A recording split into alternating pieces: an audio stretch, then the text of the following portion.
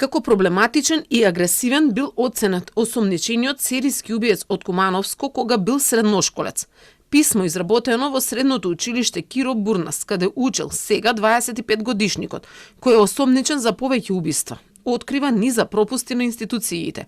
Во него е опишана состојбата и инцидентите кои ги предизвикувал, а дефектологот од училиштето мислењето на службите, кое е од 29 јануари 2019 година, го испратила и до Центарот за социјални грижи. Социјалните служби биле запознаени дека најчесто тој не присуствува на часови, често не ја расудува реалноста од филмовите кои ги гледа на телевизија, дека е вулгарен и агресивен. Покажува огромни симпатии кон спротивниот пол и тоа го прави доста директно, со кажување на несоодветни зборови и истото го прави секојдневно. На 28.1.2019 година покажа висок степен на агресија во стручната служба и отвараше вратата, зборуваше безобразни работи, упатени кон дефектологот. И откако му беше затворена вратата, ученикот почна со шутирање и клоцање на вратата со раце и со нозе. По завршување на смената, училишниот дефектолог, која пристигнала во центарот на градот, забележала дека се упатува зад неа и дека се обидува да ја следи. Дефектологот успеала некако да се оддалечи и веднаш ги известила сменоводителите и директорката за настанот. Исто такво следење е пријавено од наша ученичка која неколку пати забележала дека ја следи ученикот.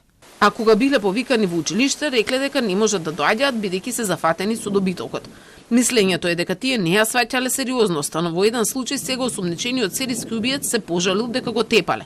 Тие пак негирале. За дел од инцидентите била запознаена и полицијата.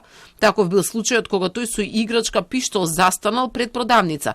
Не нападнал никој, но ги исплашил сите.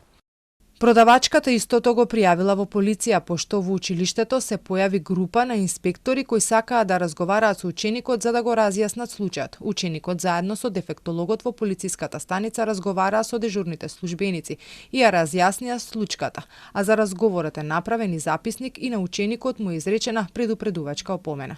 Телма се уште нема одговор од Центарот за социјални грижи во Куманово дали постапиле по овој случај. Ниту полицијата не открива детали. Но после 7 години, истиот ученик е осомничен дека извршил неколку убиства и силувања на жени од Старо Нагоричане и околината. Биле наоѓани мртви во своите домови, но никој не истражувал како починале. По последното убиство започна подетална истрага за 5 случаи. Јавно проговорија 2 старици кои само среќата ги спасила.